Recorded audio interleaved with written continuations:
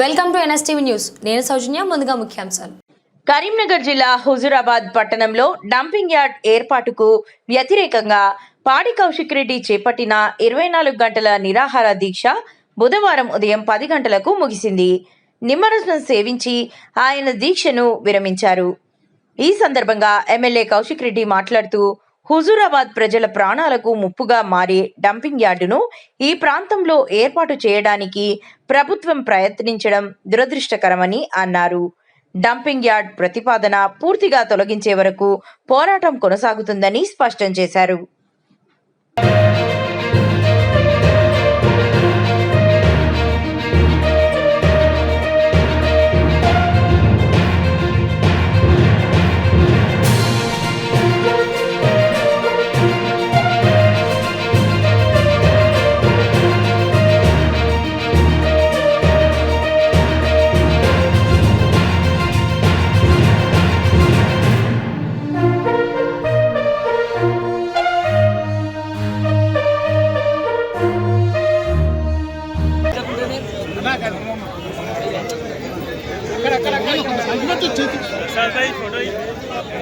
Photographer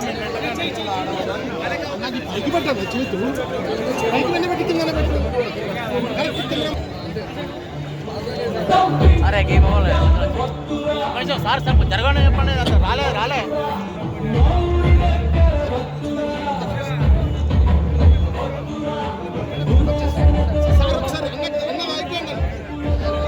కొంచెం జరగడానికి sir ఒకసారి అన్నకి తాగిపోయింది. ఒకసారి అన్నకి ఆగిపోయింది. అన్న కెమెరా అనుకుంటాను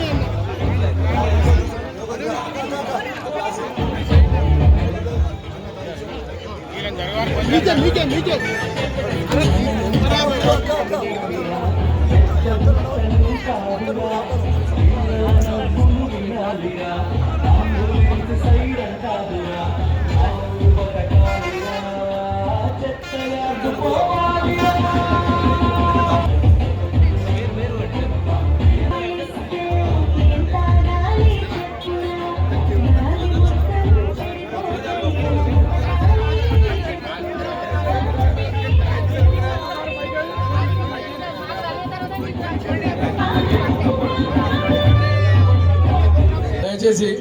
దయచేసి అందరూ సహకరించాలి. దీక్ష విరమణ పడి జాగ్రత్త చేయాలి. పోటీ పడే సందర్భం కాదు. దయచేసి ఆలోచించండి. అమ్మా దయచేసి అమ్మ కొద్దిగా ఎంతో తగ్గండి. చెప్తే ఆటోమేటిక్గా రద్దు అయిపోతుందని తెలియజేస్తూ, మరియు నేను దీక్ష చేస్తుంటే వేలాది మంది వచ్చి నాకు సహకరించినందుకు, నాకు మేమున్నామన్నాను పోరాటం చేయండి అన్నా అని ధైర్యం ఇచ్చిన నా హుజూరాబాద్ నియోజకవర్గ ప్రజలకి, కేశవపట్నం నుంచి కూడా కొంతమంది వచ్చి ఇచ్చిపోయారు. ఇలా వాళ్ళకు కూడా అందరికీ కూడా నా చేతులు జోడించి శిరస్సు వచ్చి మరీ ధన్యవాదాలు తెలియజేస్తా ఉన్నాను.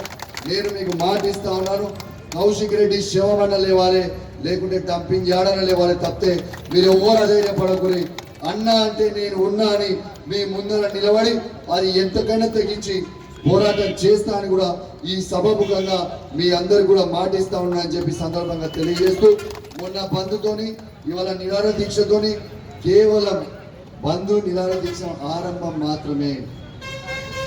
ఇది చాలా సీరియస్ గా ముందరికి పోతుందని, ఈ రద్దు చేయకపోతే ముందరికి పోతుందని ఈ సందర్భంగా తెలియజేస్తూ, మీ అందరికీ కూడా ఈ అవకాశం ఇచ్చి ఈ వేదికని నన్ను కూర్చోబెట్టే అవకాశం ఇచ్చిన జేఏసీ మిత్రులందరికీ కూడా నా చేతులు జోడించి శిరస్సు వంచి మరి మీకు అభినందనలు తెలియజేస్తా ఉన్నాను, ధన్యవాదాలు తెలియజేస్తా ఉన్నాను.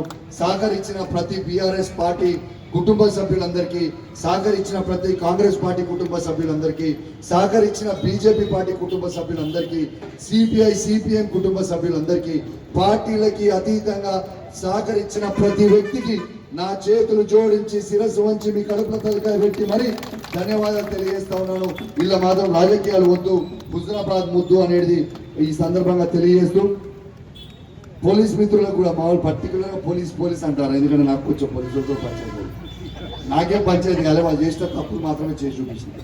ఇంకోటి పోలీస్ మిత్రులకు కూడా ప్రత్యేకంగా అభినందనలు తెలియజేస్తా ఉన్నాను, సహకరించిన పోలీస్ మిత్రులకి. ఇది మీకు కూడా అవసరం కాబట్టి కొంచెం సహకరించాలి, కొంచెం సహకరించారు.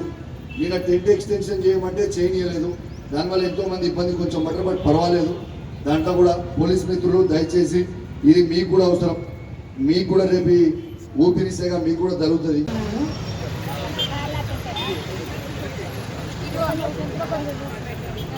ఇంకా ముందుకు పోవాలని కోరుకుంటున్నాను. ఈ డంప్ యార్డ్ అనేది ప్రజలకు చాలా ఇబ్బందికరంగా మారింది. ఎక్కడైనా ఒక మన హుజరాబాద్లో పడుతుందని మనం ఎంతగానో ఆందోళన చెందుతున్నాం, కానీ పట్టకాడ పరిస్థితులు అయితే చాలా దారుణంగా ఉంటాయి. అసలు ఈ జాగ ఇక్కడ ఒకవేళ పడద్దు, పడగలి మాకు మళ్ళీ అక్కడ మెడికల్ కాలేజ్ ఏర్పాటు చేస్తే మాకు ఇది శాశ్వత ఆ కార్యక్రమం మీరు మళ్ళీ మీదేసుకోవాలని కోరుకుంటున్నాను. ఈ డంప్ యార్డ్ వల్ల చాలా ఇబ్బందులు అవుతాయని మనం ఇప్పటికీ చాలా వరకు నేర్చుకున్నాము. కాకపోతే నాకు ఏంటంటే ఇప్పుడు నేను ఇక్కడే ఉంటాను కాబట్టి నాకు ఒక పక్కకు పని చేయడానికి వస్తుంది. ఏంది అమ్మ అక్కడ ఏదో టెంట్ వేసిండ్రు ఏం చేస్తామని అడుగుతాను. నిన్ననే ఇది జరగబట్టి ఒక 9 ఇవాళకి 17 days అయినా ఆమె నా ప్రశ్న చేసింది. అంటే నాకు ఏమనిపిస్తుంది అంటే జనాలకి ఇది ఏంది మా దాకా రాదు, మాకేంది వాళ్ళు ఏమో చేస్తారు, దీన్ని వాళ్ళ మా పని మేము చేసుకుంటామనే ఇంకా అదే ఆలోచనలోనే ఉన్నారు సగానికి ఎక్కువ జనాలు. అట్లాంటి కనీసం మనం ఇంట్లో ఉంటాను, మన వాళ్ళు ఏదో పని చేసుకొని బ్రతికేటోళ్ళు కనీసం వాళ్ళకి చెప్పండి. మనం ఇంట్లో ఉన్నా కూడా వాళ్ళకి తెలియజేసే బాధ్యత ఉంటుంది. కొంతమంది మహిళలు ఇంట్లో ఉంటారు, రారు కదా, ఇక్కడ వరకు రాలేరు కాబట్టి వాళ్ళకు కూడా ఇక్కడ ఉన్న వాళ్ళందరూ చెప్పాలని నేను కోరుకుంటున్నాను. ఇంకా ఈ డంప్ యార్డ్ అనేది ఓన్లీ బీఆర్ఎస్ వాళ్ళకే వస్తుంది, ఎవరికి రాదా? కాంగ్రెస్ అయినా బీజేపీ అయినా ప్రతి గడప తాకుతుంది, ప్రతి నెత్తికి తాకుతుంది. డంప్ యార్డ్ అనేది ప్రతి ఒక్కరికి హానికరమే. అదేదో ఒక బీఆర్ఎస్ఏ కాదు, బీజేపీ కాదు, కాంగ్రెసే కాదు. కాబట్టి అందరు గమనించగలరు, దీనికి ప్రతి ఒక్కరు మద్దతు తెలపాలి. ఇక్కడ అసలు డంప్ యార్డ్ అనే వ్యవస్థనే తీసేయాలని, అదే తినే ఫుడ్డే ఫుల్ పాయిజన్ ఉంది.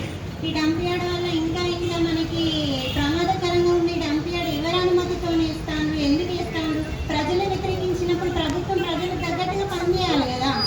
అట్లా కాకుండా మీ ఇష్టం వచ్చిన నిర్ణయాలు తీసుకొని ప్రజలను ఇబ్బంది పెట్టే విధంగా ఉండకూడదని అనుకుంటున్నారు. ఏ ప్రభుత్వం వచ్చినా 5 సంవత్సరాలు ఇంకా అంటే 10 సంవత్సరాలు ఉంటాయి, కానీ ఇలాంటి ఏర్పాటు చేయడం వల్ల శాశ్వతంగా ప్రజలు ఇబ్బంది పడుతున్నారు.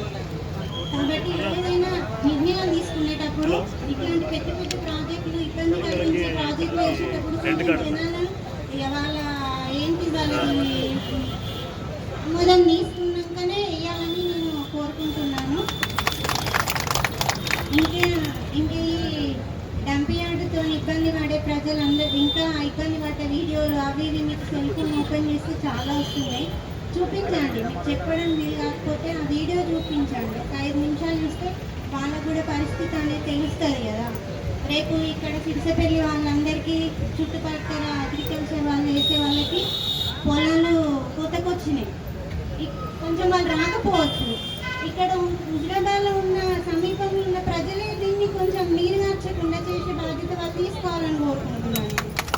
ఎందుకంటే వాళ్ళు కూడా ఇప్పటికీ చాలా రోజుల నుంచి వేస్తున్నారు. ఇక్కడ నుంచి మళ్ళీ ప్యాడ్ అనేది మళ్ళీ వెళ్ళిపోవాలి కదా, మళ్ళీ వాళ్ళు ఖాళీ అయిన తర్వాత మళ్ళీ వాళ్ళు వస్తారు, వాళ్ళు కూర్చుంటారు. అట్లనే ఎవరికి వీలైనప్పుడు వాళ్ళు కొంచెం ఇది నీరు మార్చకుండా ప్రభుత్వం దృష్టికి తీసుకెళ్లే వరకు ఇది రద్దు చేసేసరికి వారికి కూడా మీరు అందరూ సహకరించాలని కోరుకుంటున్నాను నేను. Thank you. ఇప్పుడు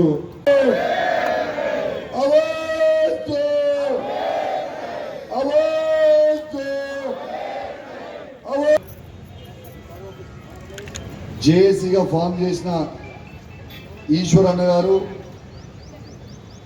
జయపాల్ అన్న గారు ప్రభుత్వాన్ని దృష్టికి పోవాలని ఒకటే ఒక ఆలోచనతోని ఇది రాష్ట్ర వ్యాప్తంగానే కాదు దేశవ్యాప్తంగా కూడా పోవాలని ఒకటే ఉద్దేశంతో ఇలా నిరాహార దీక్ష చేయడం జరిగింది.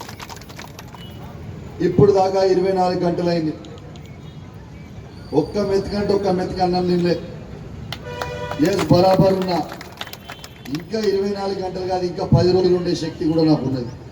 ఏం భయపడేది ఏం లేదు. నాకు వద్దన్నా ఏం కాలేదంటే మా రవీంద్ర అన్న డాక్టర్ తెప్పించిన బీపీ షుగర్ చూపిస్తాడు, అయితే అన్ని నార్మల్ వచ్చింది.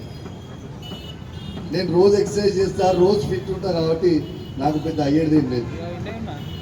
నేను మందు తాగటం కాదు, సిగరెట్ తాగటం కాదు. సో నాకు అయ్యేది ఏం లేదు. నేను మంచి ఎక్సర్సైజ్ చేసి రోజు పెట్టుకునేట్టు. సో మీ అందరికి కూడా ఒక్కటి చెప్తున్నా, దయచేస్తా ఉన్నాను.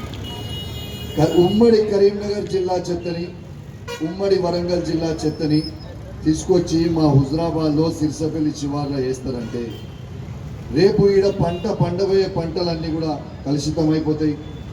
ఆ పంటలు పండియాలంటే ఆ పెరట్లకి నీళ్లు పెడితే అది కలుషితం అయిపోతుంది. రేపు మనము మంచినీళ్ళు తాగాలంటే అది కలుషితం అయిపోతుంది. రేపు మనకి పుట్టబోయే పిల్లలు కూడా హ్యాండిక్యాప్ పుట్టే అవకాశం ఉన్నది. ఈ వాతావరణం పూర్తిగా చెడిపోయి మనం ఊపిరి పీల్చుకుంటే మన ఊపిరి తిత్తులు కూడా ఖరాబ్ అయిపోయే ప్రమాదం ఉంది. దయచేసి ఇవన్నీ మా హుజరాబాద్లో దయచేసి డంపింగ్ యార్డ్ పెట్టకండి. ఈ డంపింగ్ యార్డ్ వల్ల మాకు ప్రమాదం. ఆ ప్లేస్లో ఇంతకుముందు మా హరితక్క అన్నది, తర్వాత మన వెంకట్రావు పెళ్ళిన శ్రీలత గారు, సంజయ్ గారు కూడా అన్నారు, ఎటు పరిస్థితుల్లో డంపింగ్ యార్డ్ రానియద్దు సార్. ఆడ అవసరమైతే సీడ్ ప్లాంట్ అన్న పెట్టండి, దాని వాళ్ళ అవసరమైతే మెడికల్ కాలేజ్ అన్న పెట్టండి, ప్రజలకి లాభం అయ్యేది మీరు పెట్టండి అని. తప్పకుండా వాళ్ళతో నేను ఏకీభవిస్తూ ఉన్నాను. ఖచ్చితంగా అక్కడ లాభం అయిందే పెట్టాలి. అంటే ఈ డంపింగ్ యార్డ్ మీకు నిజంగా కొందరు పెద్దలు నాకు మాట్లాడి ఎవరి పేర్లు చెప్పా, ప్రభుత్వంలో ఉన్న పెద్దలు నాకు ఫోన్లు చేశారు, చెప్తా వాళ్ళ పేర్లు కూడా సమయం వచ్చినప్పుడు మాట్లాడారు. అరే వేస్ట్ ఎనర్జీ ప్లాంట్ పెడితే చాలా అద్భుతం అవుతుంది, హుజరాబాద్ అద్భుతంగా డెవలప్ అవుతుంది, నీకు తెలుస్తలేదు, నువ్వు గాయ చేస్తున్నావు. ఎమ్మెల్సీ ఎవరున్నా దయచేసి మీరు కూడా రాండి. మనందరము ఒక్క వేదిక మీద కూర్చొని ఈ ప్రాంతంలో ఉన్న 3 లక్షల మందిని ఒక సభ పెట్టి మనందరం ఒక వేదిక మీద నిలబడి ప్రజలు ఎట్లా ఈ డంపింగ్ యార్డ్ తెస్తారో చూద్దాం. మనందరం ఒక వేదిక మీద నిల్చుంటే ఈ 2,50,000 మంది ఓటర్లు 3,50,000 మంది జనమా వచ్చి ఇక్కడ కూర్చుంటారు హుజరాబాద్లో. తప్పకుండా ఆనాడు ప్రభుత్వం ఎట్టబెట్టగలుగుతుందని నేను అడుగుతున్నా. మీకు దండం పెడుతున్నా, మీ ముగ్గురికి మీ నలుగురికి దండం పెట్టి చెప్తున్నా, ప్లీజ్ దయచేసి రాజకీయాలు చేయకండి, రాండి. అందరూ మద్దతు తెలుపుతా అంటారు, అందరూ రమ్మంటారు, దయచేసి రాండి. మనందరం కూడా కష్టపడదాం, ఇది డంపింగ్ యార్డ్ని రద్దు చేయిస్తాం. నేను ముందే కూడా చెప్తున్నా, సరే నేను కొంచెం ఎక్కువ మాట్లాడాలని కూడా ఎవరు అనుకోదు, నేను ముందే చెప్తున్నా ఈ వేదిక మీద నుంచి, ఖచ్చితంగా ఈశ్వర్ అన్న గారు దయచేసి ఈడ ప్రజలు నాకు ఓట్లేసి గెలిపించింది కాబట్టి నాకు చాలా పెద్ద బాధ్యత ఉంది ఎమ్మెల్యేగా. నా ప్రజల ప్రాణాలు పోతే అంటే మాత్రం, నా ప్రజల ప్రాణాలకి ముప్పు వచ్చిందంటే మాత్రం ఏదైనా సరే దేనికైనా తెగనిచ్చేడికి రెడీ ఉన్నా, సావనికైనా రెడీ ఉన్నా, కానీ ఇలా డంపింగ్ యార్డ్ రానియని కాక రానియని చెప్తా ఉన్నా. జేఏసీ ఆధ్వర్యంలో దయచేసి ఈ శనివారమా ఆదివారమా ఎక్కువ లేట్ చేయొద్దు సార్. మీరు ఎప్పుడు పిలిచినా నేనైతే హుజరాబాద్లోనే ఉంటాయి డంపింగ్ యార్డ్ పోయేవారు. నేను హైదరాబాద్ కూడా పోను, సాధ్యమైనంత వరకు హుజరాబాద్లోనే ఉంటాను, నేను హైదరాబాద్ పోను. దయచేసి మీకు కూడా చెప్తున్నా, జేఏసీ వాళ్ళని మీరు ఎప్పుడు పిలిచినా తప్పకుండా నేను వస్తా.